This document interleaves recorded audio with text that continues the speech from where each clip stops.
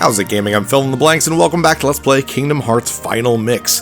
3 super bosses down, 2 left to go, and both are found in the Colosseum. Let's talk to Phil. And after you do the Hades Cup, you'll get these 2 question marks. Actually, one is already there. The first one is, I believe, the gold match is what they call it, and both of these are Sora only.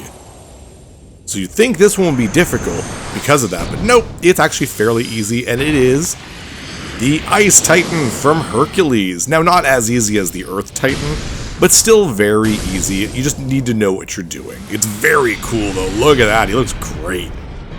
Awesome. Gold match, Ice Titan. So, these icicles, guard against them. First of all, you get a ton of experience points, but they'll smack Ice Titan in the head. Let's try to get a better view by going up in the stands here. That's your main weapon against him, is his own icicles. You'll learn which kind of icicles you can kind of hit and which ones you can't without getting hit yourself, because the angle, when they don't just come straight towards you like that, is the best. When they fan out, it's a little harder because you might get hit. Other than that, it's pretty much just run away from every other attack. Boink. Like, well, the actual one, damn. The icicles from the ground, for example, you just move. After a couple of this, there we go, we can go in there for a few attacks. If you have Ragnarok, it's probably pretty good for this, but it's not really worth doing, in my opinion.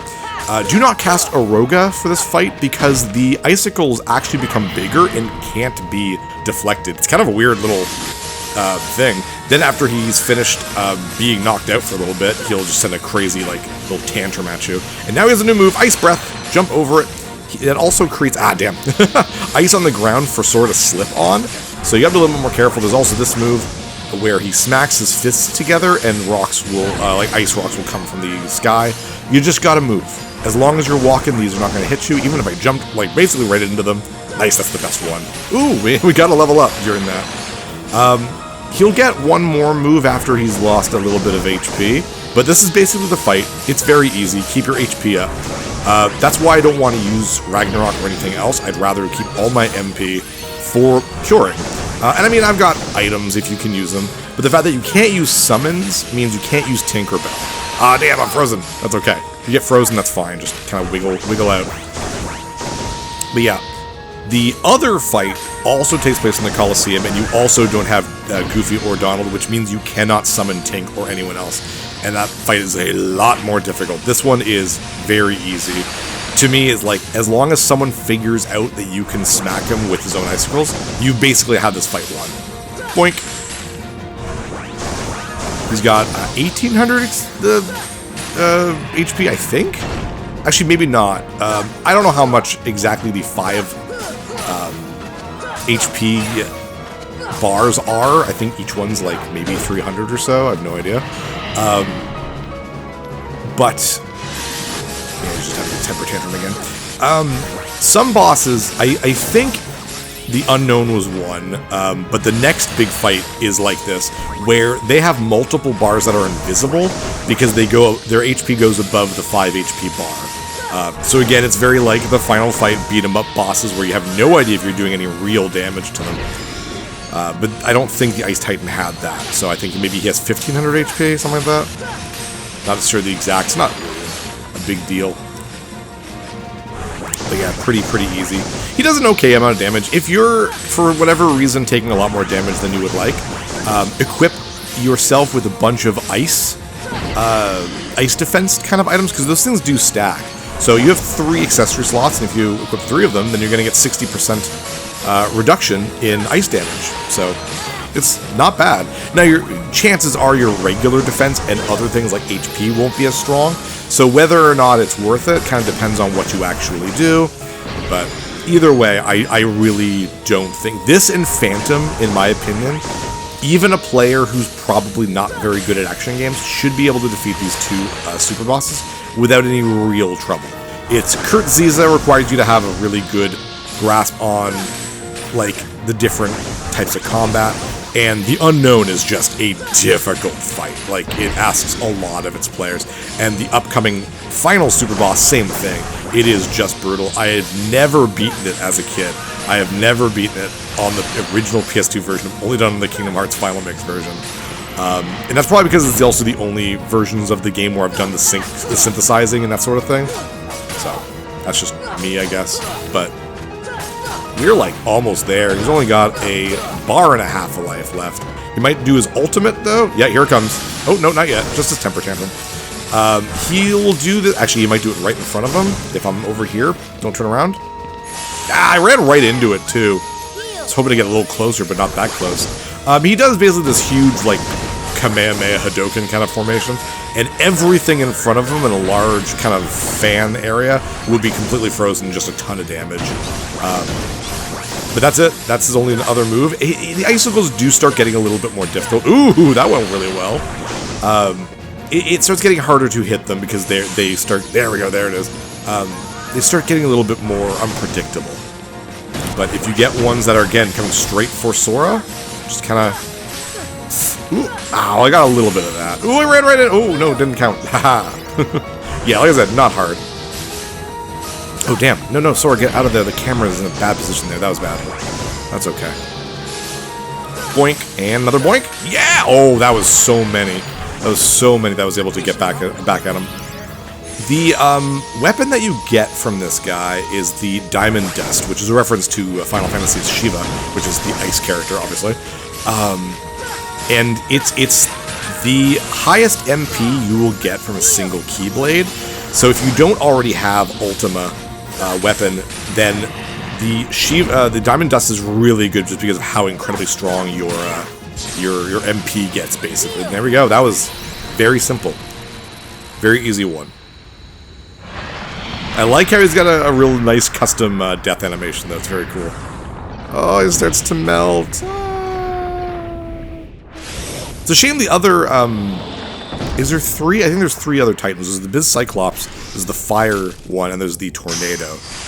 Maybe they come back in other Kingdom Hearts, I'm actually not sure, but it makes sense that these two would be there, because they have a more physical presence, and they'd be easier to make on the PS2. The Fire Tornado, the Fire Magma guy and the Tornado will probably be very difficult to do on PS2 hardware. So these two make the most sense. Yeah, that's a very cute little ending. You can always fight the Ice Titan again, because it's just something you select with Phil, so that's pretty cool. Phantom never comes back, Kurt Caesar never comes back.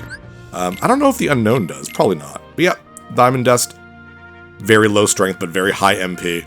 Looks cool too, an ice-based one of the best ones in the game. Alright, let's set up for the next fight. Alright, we are ready. The only real difference is that I have the Heart Guard on. Raises max HP and defense and reduces dark damage by 20%, because I'm pretty sure every single attack from this character does dark damage. So, get yourself ready, get some Mega Elixirs or whatever equipped on your character. Like, oh, well, not Mega Elixir, sorry, just regular Elixirs, because Mega Elixirs are for the whole party. Here we go. Question mark, question mark, question mark, question mark, question mark. The Platinum Match. I remember seeing this for the first time, and just, holy crap, I did not expect this character to be a boss in Kingdom Hearts. First of all, that intro. There he is, Sephiroth from Final Fantasy VII. I mean, it makes sense. Even to this day, he's still, like, the big bad of Final Fantasy. So, it's not surprising that in 2002, he was still, like, the, like, impressive, big final boss character. Oh my gosh. This is a hard fight! This is a very hard fight! Plus, you got One Winged Angel in the background for the music. Oh my gosh. Okay, Phase 1. Not too difficult. Whew. Platinum Match, Sephiroth. Oh my goodness. Okay. He has 3 attacks. Let's get some arrow on. First of all, is that I love the way it looks. There's a single sword slash, which you can jump in, get a combo on him. There's the double, like he jumps forward. There we go. Does a slash and jumps backwards further. It's hard to get a hit on him, but you still can. His third move is that Fire Tornado, which he also does as a kind of a retaliation attack. Like the Unknown, he has a counter where if you do 4 hits on him in a single stagger, he will counterattack, or whatever you want to call it. Or if he gets hit 7 times total without counterattacking. So it's a little bit hard to understand. And plus I have a Rogue on, and those count as hits too every time I get near him. But I don't really care about counting things. I just don't want to get hurt by that. The Fire Tornado, you can kind of dive in and try to get an attack on him. Ah, that was bad. I was hoping for my sliding dash. I think this is a harder fight than the Unknown. The only real difference, at least in form or phase 1, is that Sephiroth gives you a second to breathe, where he'll just walk for a second or two. The Unknown doesn't like really do that very much. Now, once we get into second and third phase, then it's harder to do that. You really, like I said, make sure to have elixirs put on, because during the second form, Sephiroth can use something called Heartless Angel, which, despite its name, has nothing to do with the Heartless in Kingdom Hearts. It is one of Sephiroth's, like, infamous, like, signature moves, even though it's actually from Final Fantasy VI. If it hits, you cannot dodge it. If he casts it, it will hit you. You will be left with 1 HP and no MP. The end. And if it hits you, you have to do something. You have to heal yourself. So the only way to do it is an item, because you don't have any MP. So that's what my elixirs are for. But if you see him start to cast it, you can stop him from doing so by just hitting. We should be in second form really soon, or second phase. Get out of the way, tree. If he starts running instead of walking around, and then teleports, that's the second phase. So we should be there very soon. I think maybe when we finish off this next life bar. God damn. Try to get him in there. There we go. Okay, should be second. Nope, not yet. Almost second. He's still walking around. I'm running out of MP too. But I gotta have my arrow, man. There we go. Okay, should be on. Maybe? Maybe not. Oh, I ran right into that. Okay, he's not yet. 4 life bars to go. Oh, here we go. Yeah, now he is when he goes come. Alright, so there he goes. That is Heartless Angel. Make sure to hit him. Sometimes you just won't be able to reach him in time. Just have an elixir lined up so that it hits you immediately after it lands, the Heartless Angel lands on you. So now he's going to run around, and you'll start teleporting. And he'll also have access to one of his desperation attacks, which I don't know the name of it in this, but I call it Octaslash because it's the name of one of his moves in every other game he's in. Normally it's only 8 attacks. Oh, I'm gonna make it. Nope. Elixir. Jeez, that was close. And that's what's gonna kill you. If you're good at this game, you're gonna die from that. But hey, at least my MP's back.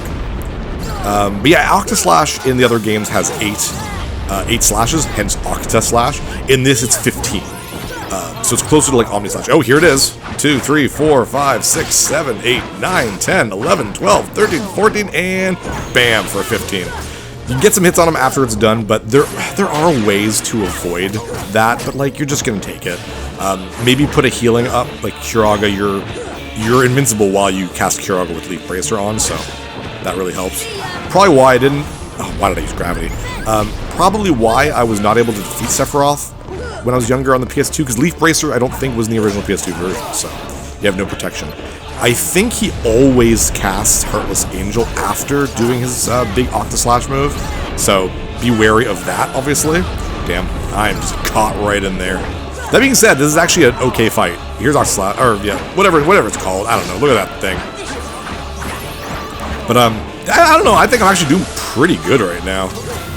You'll notice that even though I have it equipped, I'm not using Strike Raid. Strike Raid is very cheap, and I didn't use him against the Unknown either, because you're invincible during the casting of it, and it lasts a long time. So if you are not particularly good at action games, you want like that trophy or whatever, that satisfaction of being Sephiroth, you can literally just beat him with just Strike Raid and nothing else, and be very okay. It's such an overpowered move. But I want to beat him without it. We're on 2 life bars left. He should be entering phase 3. Maybe after this Octaslash. Suddenly, every one of his moves will like unleash like crazy shadow balls that'll explode near you, and he has like this crazy jumping attack. No, I'm not reaching him. It looks like, oh, there we go. He's in his 3rd form. No, yeah, there's the Shadow Orbs. This is where he gets insane. And I have reached him here on the PS2 version. This is Supernova, his ultimate attack. These things just swirl around. I like to get really close to him because the meteor closest to him moves very slowly. and then he'll throw down the meteor that's kind of above him. Careful. Try to get some hits on him here. Nope, he's invincible. Damn, I was hoping that would work a little bit better. Oh my gosh, his jump attacks and everything. You can actually get him into a weird pattern if you're good. I'm not good enough to do so, but you can. Oh, hey, we're getting hits on him. You'll notice he starts being less defensive. He's coming at you with everything he has now, and he doesn't like teleport away as much, and you can kind of land combos relatively easily on him, even though there's just a bunch of crap going on screen. But at this point, you have no time to rest. If you can cast Eroga on yourself, do it if you get a second, but it's hard to maintain because of how fast he moves around. I think this is the closest thing to a rest period is when he does the 3-fire thing. Damn. I missed. Oh, ah. Nope, do not cast that. How dare you. You really just gotta get close to him and hope he teleports near you when he casts it. Alright, one last life bar. We should be good. We should be golden. Like I said, while it's not pretty, I think this fight's going very well for me. I'm not making this. Oh, I got so close to being Heartless Angeled. Oh no, here he goes. Crap, crap, crap, crap. Okay, we're good. Yeah, it is so dangerous, the fact that he can cast it at any time now. Okay, one more cast of Supernova. We should be good. Like 3 more combos on him should be enough. Ow, that was so dumb. Ow, come on, Phil. Get out of the way.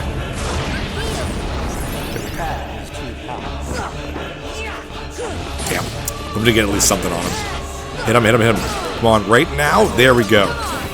2 more big combos. Ooh, 1 more big combo. There we go. Awesome.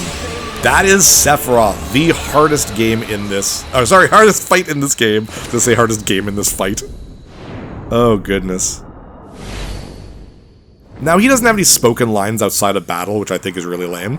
But, weirdly enough, his voice is provided by Lance Bass from NSYNC. Yeah, it's hard to believe that the very first time Sephiroth has ever been voiced in North America, he's voiced by a guy from a boy band. And to be honest, he doesn't do that badly. I think his voice is too high for Sephiroth, especially in the later games when he has a full voice and talks. But, yeah, there we go. And we got the one-winged angel for that. A terrible, terrible friggin' Keyblade. Look at that. That's awful. So, don't use it. It's garbage. Which is such a shame. Reduces MP by 2. Come on, man. Yeah, so that was Sephiroth. That was the last super boss in the game. And let's check out those answer boards now that we have them all. It is my duty to expose what this darkness really is. I shall conduct the following experiments. Extract the darkness from a person's heart. Cultivate darkness in a pure heart. Both suppress and amplify the darkness within. The experiments caused the test subjects' hearts to collapse, including those of the most stalwart. How fragile our hearts are. My treatments produced no signs of recovery. I confined those who had completely lost their hearts beneath the castle.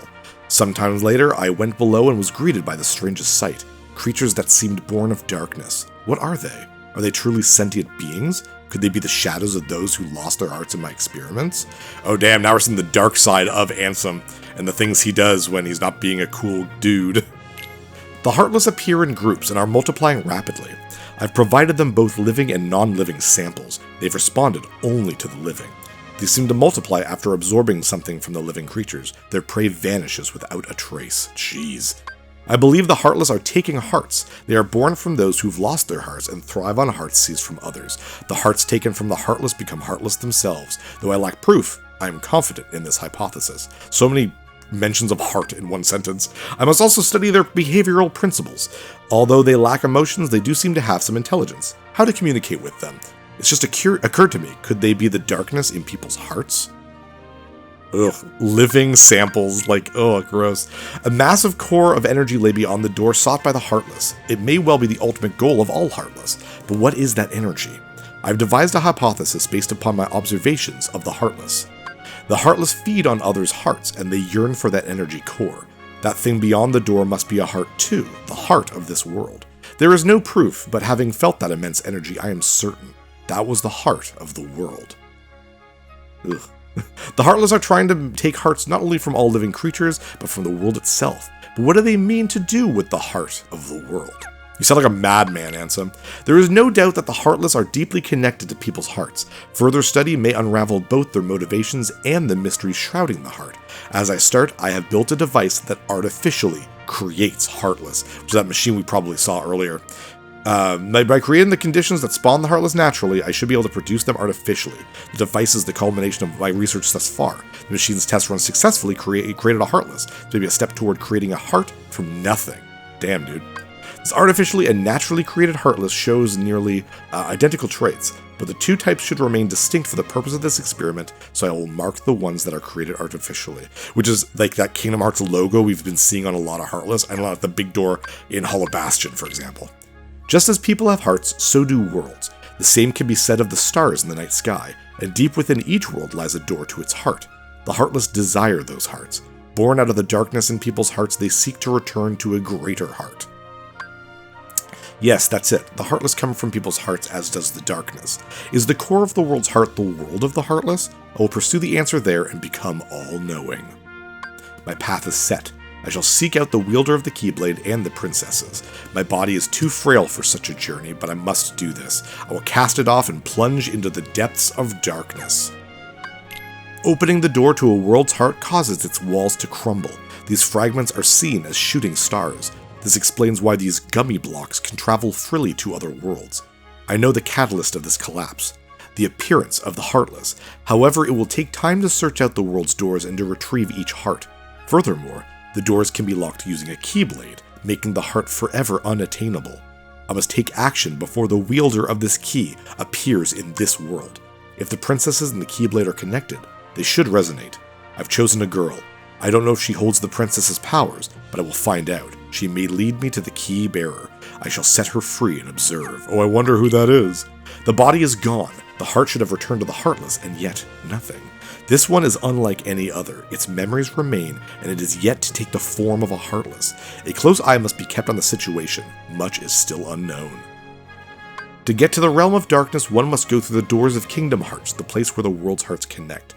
Beyond this world is a place in which darkness reigns. Details shall be archived in a separate report. There are many worlds in existence, some of which we know nothing about.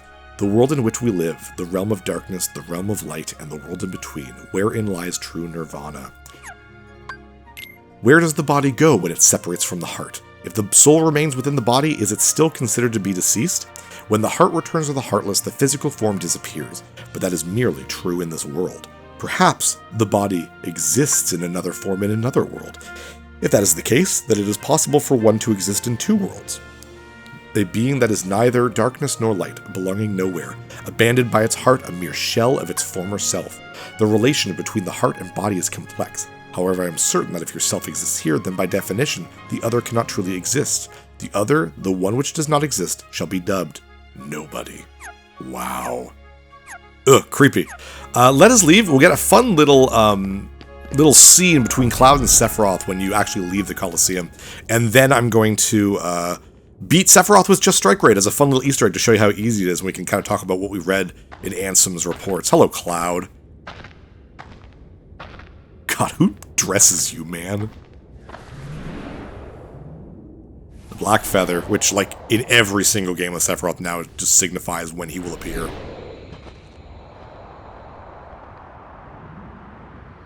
This damn smirk.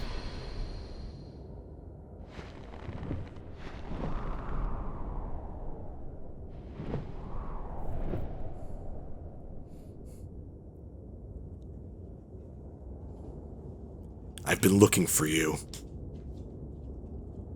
As have I. As long as you exist, I'll never wake from this nightmare. You're my darkness. I'm a part of you, am I? Then join me in this eternal nightmare, untarnished by light. No. Then I shall give you this pair. Jeez. Very Super Saiyan Dragon Ball Z kind of stuff going on right now with like the charging of electricity. I don't know if this scene was in the original game, because this is very like Advent Children. Jeez. Neither of you fought like this when I fought you guys. Holy crap. Goodness gracious, calm down. I don't know where they started making Sephiroth all obsessed about Cloud and being part of him, because he certainly wasn't like that in the original FF7.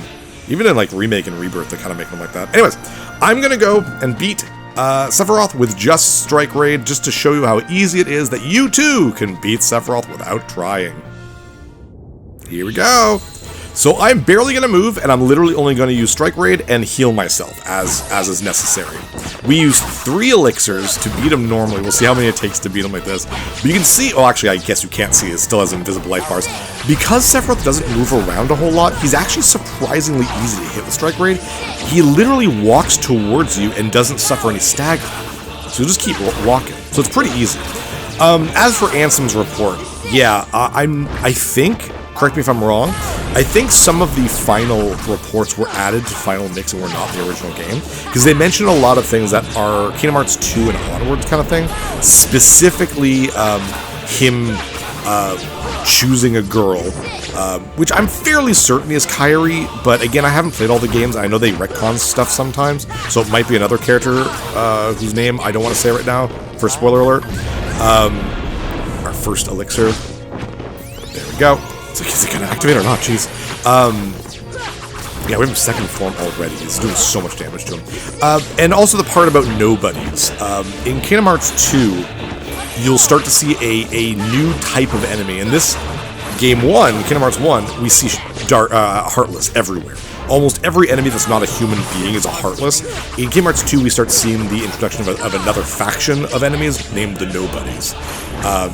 And you'll also notice that the Unknown, the character that we fought last episode, also mentioned that they themselves are a shell, which was mentioned in Ansem's report.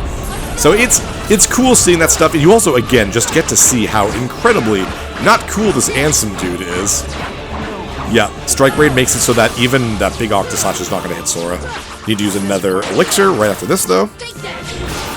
2.5 life bars left, Sephiroth, and you've done so little to this 14-year-old boy who is just throwing a key at you. Yeah, now that he runs around, it's definitely harder to hit him with multiple hits, but as soon as he does the flame pillars, he's very easy. Miss, miss, hit, hit. 3 out of 5 is still good. We're still doing a chunk of damage. And he's not able to cast Heartless Angel either, because anytime he does, it means he has to stop, and it means a key will be flung at his head, so... I don't even think we maybe budged a little bit, but there we go, he's gonna use Supernova, and I'm still... Oh no, this is just 3rd phase. You will not lead me to the promised land, you will take a key to the face. Yeah, even during Supernova, I'm gonna do nothing but just cast Strike Raid again and again and again. Timing it out a little bit, sure. Need another elixir, this will be my 3rd elixir. It's a shame those last 2 Strike Raids really did nothing. Oop, I accidentally attacked. Once. Okay. Maybe that hit him, I didn't even pay attention, but it doesn't really matter. Now he's easy again, because, I mean, he still runs around, but as soon as he jumps towards like that, he's gonna get hit. Use the big flame thing. That's the easiest one for me, buddy. 1 life bar left.